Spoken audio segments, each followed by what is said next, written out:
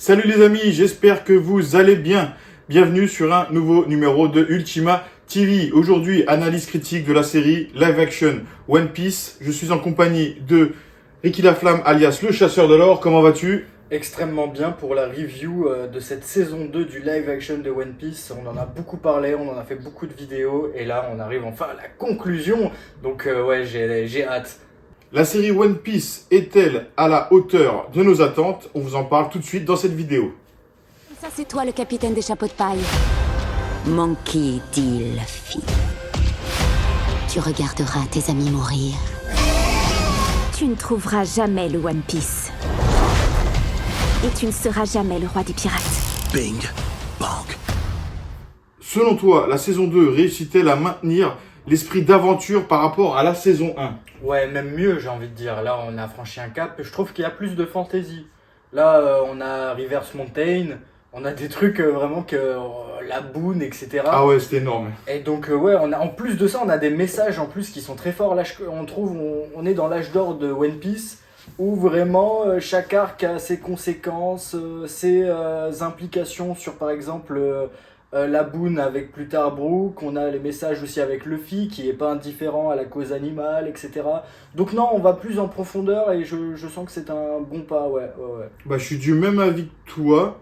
Ils ont vraiment creusé le manga, ils ont... Rester très fidèle au travail, à l'œuvre voilà, originale. ils ont pris tous les aspects, tous les thèmes, toutes les morales, hein, ils les ont gardés. Hein. Ils ont gardé les morales du manga qu'ils ont pu retranscrire dans ce live action. Et pareil, pour moi, l'esprit d'aventure, il est encore plus grand dans cette saison 2. C'est vrai. Alors que Dieu seul sait que le travaux d'origine de Oda, je veux dire, les mecs, c'est dur d'adapter la boune. Hein. Ah, c'est pas facile, hein, tu Tori m'étonnes. et Broggy, c'est pas évident. Donc chapeau à eux, je tire ma révérence là-dessus. Tu m'étonnes. Fantasy, je m'y suis cru. Retranscrire une baleine comme la boune, c'était pas une chose facile. Et franchement, le rendu était bon. Hein. Et puis il y a même des moments où, bon, bah, le dessin animé, tu sais, à l'époque, on voit un T-Rex, ça nous rappelle rien. Mais alors, dès qu'on le voit en live action, bah, ça me rappelle Jurassic Park, tu vois. Et là, oui. il y a ce côté américain et ça colle à One Piece. Et je pense que c'est le plus important pour Netflix. Oui, voilà. Ouais. Donc il y a le côté, comme tu dis, américain qui donne de l'essence, quoi. Ouais, il donne un grain en plus. Un grain en plus. Ouais. En réel, bah, ça tient l'univers de One Piece, alors que bon, bah, c'est quand même très loufoque, c'est barré un peu One Piece. Et pourtant, eh ben, c'est sérieux, ça colle bien. Donc, franchement, chapeau, encore une fois, ma révérence. Ouais, franchement, ils ont assuré. Alors, selon toi, quels sont les plus grands changements par rapport au live action et au manga? Est-ce que tu as vu des changements? Bien sûr qu'ils en ont fait parce qu'ils ne pouvaient pas adapter le manga à la perfection. En fait, le manga, en vrai, il a été adapté à la perfection. C'est l'animé et les fillers, ils ont pris une grosse claque. Ah oui. Là, oui, hop, vrai. ils ont jarté ces scènes-là qui servent à rien. Bon, il y en a, elles sont iconiques, on va dire un peu Zoro et Luffy quand ils se battent un peu.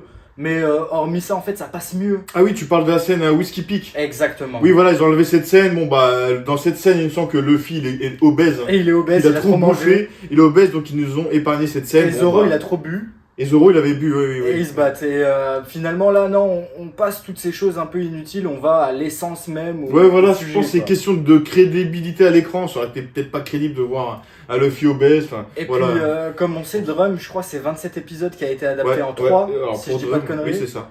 Et donc, bon, bah, on passe tout ce qui est inutile, quoi. Là, on va vraiment au cœur de l'œuvre, au message. Donc, c'est très fort, hein. On est pris au trip. Hein. C'est les montagnes russes, c'est incroyable.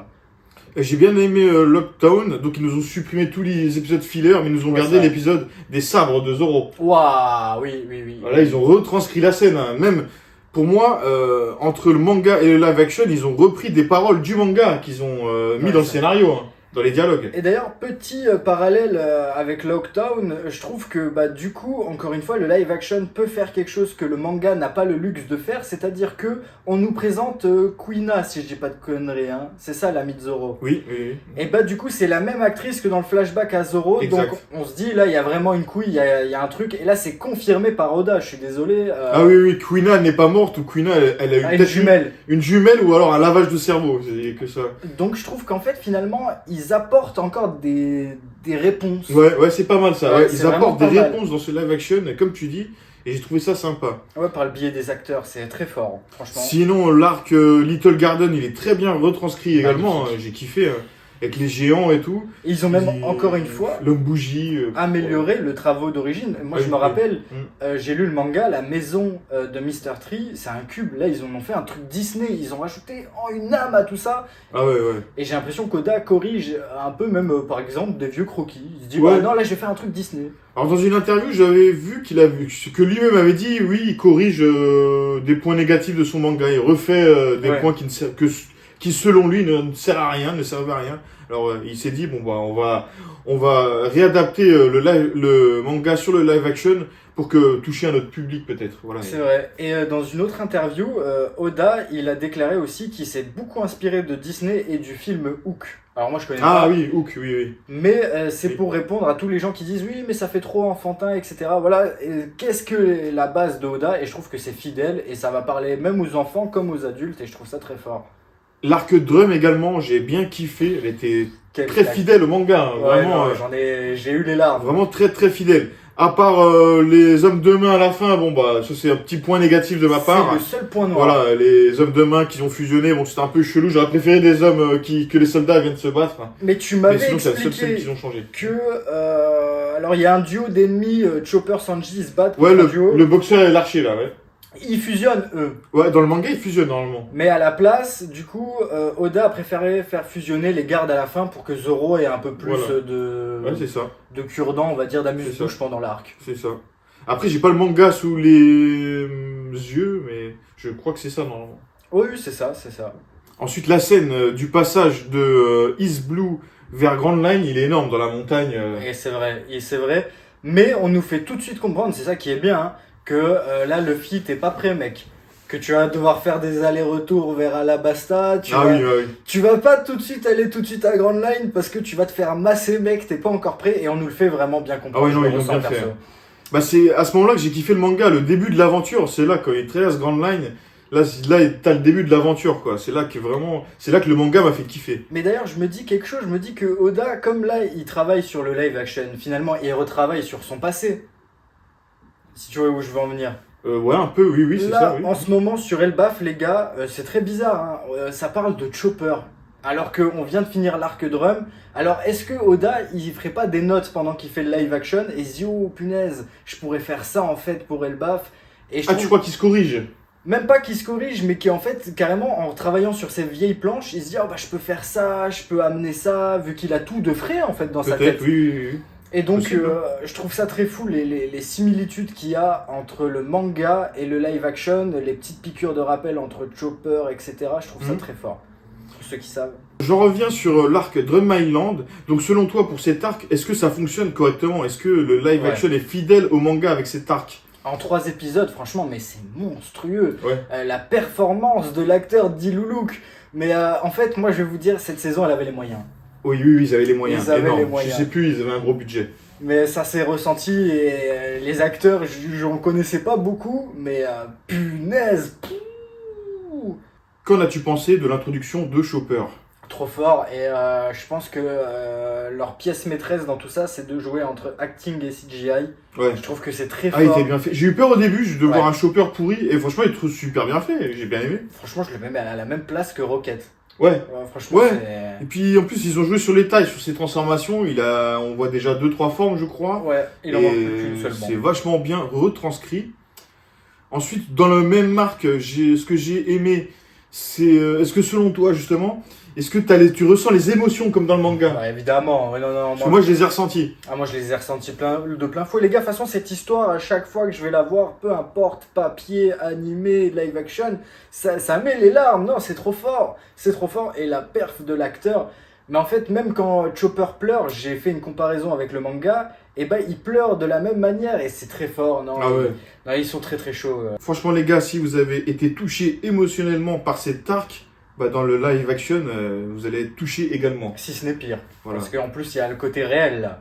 Ensuite, concernant Wapol, franchement, t'as kiffé le personnage? Bah, en fait, Wapol, les gars, c'est les heures un peu dures de One Piece. Là, on arrive à Crocodile, donc tout doucement, on commence à avoir du respect dans les méchants, mais Wapol, comment dire, dans la suite de l'aventure, ce sera un personnage qui sera même plus vraiment considéré comme un vrai méchant. Ouais, non, je pense que là, ils vont s'en débarrasser pour le live action. Et Voilà, en je pense gros, pas qu'ils vont le refaire revenir. c'est pas le méchant le plus digne, Donc ça, c'est un peu c'est pas un point noir, mais c'est le temps que ça arrive, les vrais méchants de One Piece, là, on a encore un peu de temps. Ah, là, Mais il a été réussi. il était sympa, oui, voilà, Il j'ai était bien aimé réussi. le costume, il était énorme, la mâchoire et tout. Bon, là, ils ont changé un petit peu, mais c'est rien. Et là, on voit quand il a eu son flux Ouais. de démon. Oui, Voilà, dans oui, le ça manga. change un peu, oui. Voilà, dans le manga, il a déjà. Bon, c'est pas un souci à la limite. Mais pour ceux qui n'ont pas vu l'animé, qui n'ont vu que le live action, ne vous fiez pas à ça, il y a du lourd en méchant qui arrive. Hein. Wapol, c'est un gentil encore, les mecs. Hein. Voilà, c'est pour vous le dire. Et alors, quel nouveau personnage, donc dans cette saison 2, est le plus réussi selon toi par rapport, et le plus fidèle au manga, par exemple? Alors, on a Chopper, on a Vivi, on a Robin et on a Wapol.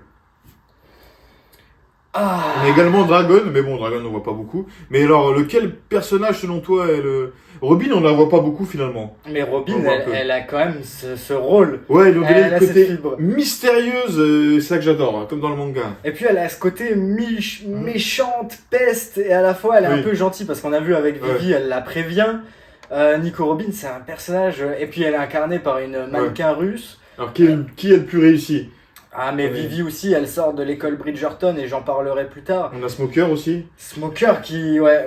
Smoker, tu dirais, non? Ah, je vais dire, je pense Nico Robin, Ouais. rien que pour la scène sur le bateau, Ouais. elle arrive en blanc, Ok. c'est trop fidèle Ouais, au pourquoi manga. pas, ouais. Et non, trop fort. Moi, franchement, je dirais Chopper, bon, voilà, en CGI. Ouais, ça va. Et après, sans CGI, bah, je dirais Smoker.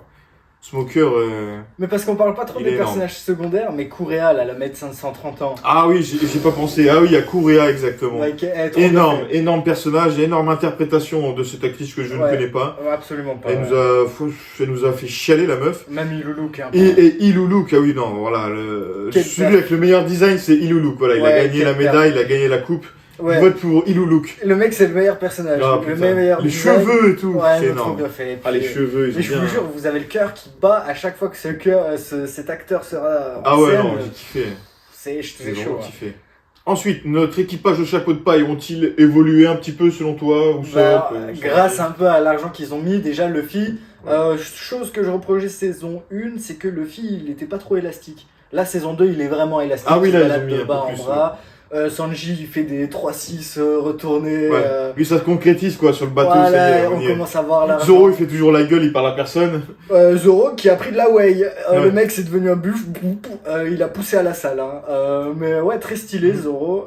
Nami aussi, elle Nami. fait 2-3 petits trucs. Nami. Usopp qui est aussi le gars Ah, autour Usopp, de putain. Little Garden. Énorme, qui fabrique toujours quelque chose et il fabrique c'est une arme. Ouais, avec le poivre et tout. Ouais, c'est Énorme, énorme. Non, franchement, ils ont évolué. Et tu ressens que les acteurs, ils sont à fond dans leur rôle. Hein. Tu sens qu'ils kiffent le manga Ouais, aussi. c'est vrai. Et tu sens que... Bah voilà, ça donne un plus au live action, ça donne un plus à la série, le fait qu'ils soient très impliqués. Et que Oda a été impliqué, bah, c'est qu'on ressent que Sanji, on dirait le vrai Sanji. Par exemple, Zoro, on dirait le vrai Zoro. Ah ouais, mais c'est énorme. Ouais. Et Luffy, on dirait le vrai Luffy. C'est énorme, mais grave. trop fort. J'ai Nico l'impression Robin. Ah ouais, j'ai l'impression que c'est eux. C'est J'ai trop fort. l'impression qu'ils sont sortis de la télé, enfin de la télé. Il a trop bien choisi, C'est Oda. un truc de fou. Alors ensuite, on va en revenir sur Vivi. T'avais quelque chose à nous Oui. dire à son sujet, au sujet de l'actrice, je crois. Et ben moi, une vidéo qu'on avait faite, on avait dit on jugera pas l'actrice par la couleur de peau et par l'acting. Et moi je connaissais pas trop en fait le personnage, donc même l'actrice, donc je me suis renseigné. Le personnage de Vivi je connaissais, mais pas l'actrice en fait. Et donc elle a tourné pour Bridgerton, et en fait Bridgerton en fait c'est finalement comme une école, parce qu'on apprend avec même les plus anciens acteurs anglais, enfin c'est là où on fait tourner beaucoup de gens, et donc là elle a appris un savoir exponentiel. C'est en fait, pour comprendre, c'est une putain d'actrice, et Ok. Netflix ils ont mis l'argent pour la voir. Ils nous ont Ok. fait comprendre, comme pour l'acteur de Crocodile, c'est un acteur qui a joué dans Spider-Man 2, et il a joué dans Spider-Man 1 pardon, avec Deathstroke, Tobey je crois. Deathstroke, il a fait. En tout cas, les gars, ils ont pris des putains d'acteurs, excusez-moi du terme. Et tout ça pour vous dire qu'en fait, elle était super convaincante. Je suis désolé, elle brillait de ouf. Ah moi je l'ai bien aimé. Hein. Mais elle jouait mieux que tous les autres.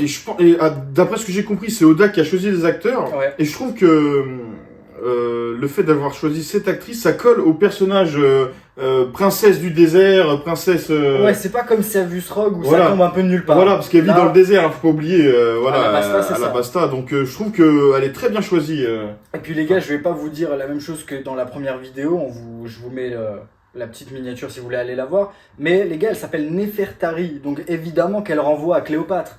Cléopâtre, les gars, si vous renseignez un peu, voilà, c'est ça en fait, il faut ouvrir un peu son esprit, et Chiroda, il sait très bien ce qu'il fait, il nous concocte des chapitres, il répond 1000 chapitres plus tard, le mec il est trop fort, donc il sait ce qu'il fait, ne critiquez pas pour rien.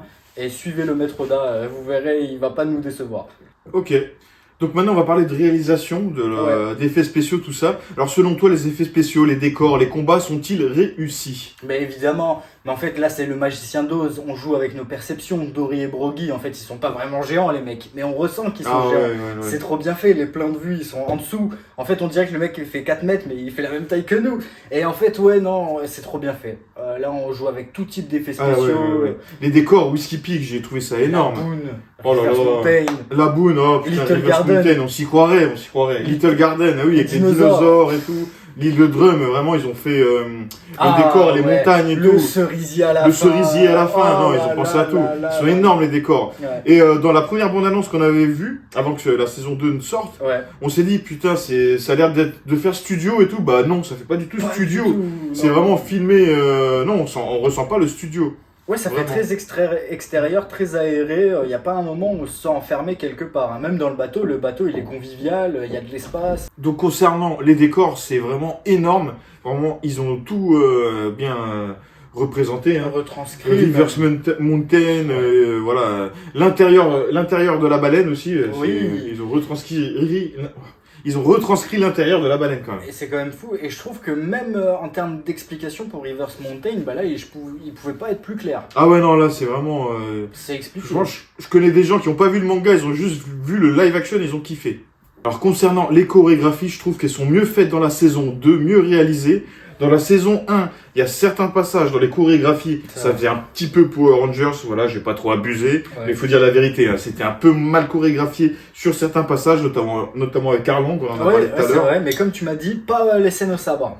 Mais alors, toutes les scènes au sabre, elles sont bien réalisées. Hein. C'est surtout les scènes à main nue, voilà, celles qui sont pas au sabre en fait. Mais arrivé saison 2, on a vu une fulgurance en termes d'amélioration, même pour Luffy, il est beaucoup plus élastique. Ouais.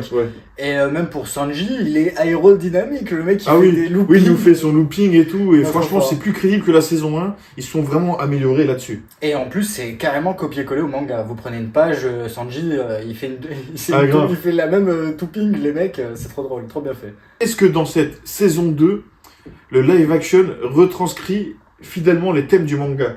L'amitié, la liberté... Bah en fait je pense que tous ceux qui ne connaissent pas comprennent qu'arriver à Iluluk, qu'un homme meurt que quand ses idées meurent. Tu vois, je pense que tout le monde a compris là. Exact. Et donc oui, c'est fidèle et les messages sont poignants. Oda, parfois il va te faire chialer sur une baleine, comme il va te faire chialer pour saison 1 pour Nami ou Sanji. Les morales sont fortes et pourtant on a ce côté un peu enfantin, même avec Chopper. Il est tout mignon, c'est un renne et pourtant le message est là. Et là c'est là que je trouve que, comparé à Disney, les Japonais comme Miyazaki, leurs morales elles sont beaucoup plus fortes. Eh oui, je suis d'accord avec toi, les morales sont bien retranscrites. Vraiment, on en a les émotions, elles sont là. Hein. Ah moi, j'ai pas honte de le dire. La morale politique, gouvernementale, machin, voilà, on va pas les faire implications de Vivi, carrément. Voilà, c'est ça. Donc, ça y est, tout y est dans le live action. Franchement, pour moi, c'est la meilleure adaptation de manga. Et carrément, oui, d'ailleurs, il dit vrai, et carrément, ils sont précurseurs, je voulais juste rajouter ça. On nous montre une rêverie. Avant 800 chapitres, il y a un arc la rêverie. Là, on nous montre une rêverie avant. Et ça, c'est trop fort. Oui, donc Oda a amélioré son scénario par rapport au live action. Son œuvre. Il a carrément même amélioré son œuvre sur certains points, donc je peux que féliciter. L'œuvre est plus courte, et ils ont enlevé les épisodes qui servent à rien, et franchement, chapeau. Pour moi, Oda a fait l'impossible. Oda a fait un live action pas raté, alors qu'on avait des malédictions. On a eu Death Note, on a eu Nicky Larson, on a eu plein de trucs. Le seul truc qui avait à peu près marché, on en avait discuté, c'était Ghost in the Shell, mais c'est même pas le même thème de production, c'est énorme. Là, on parle d'une série live action, et ils ont détrôné même Full Metal Alchemist, c'était loupé. Là, sans faute. Ils ont bien retranscrit le manga. En tout cas, c'est une série que je vous conseille, les amis. Évidemment. Vraiment, si vous êtes fan de One Piece, allez voir le live action sur Netflix. Franchement, vous n'allez pas regretter.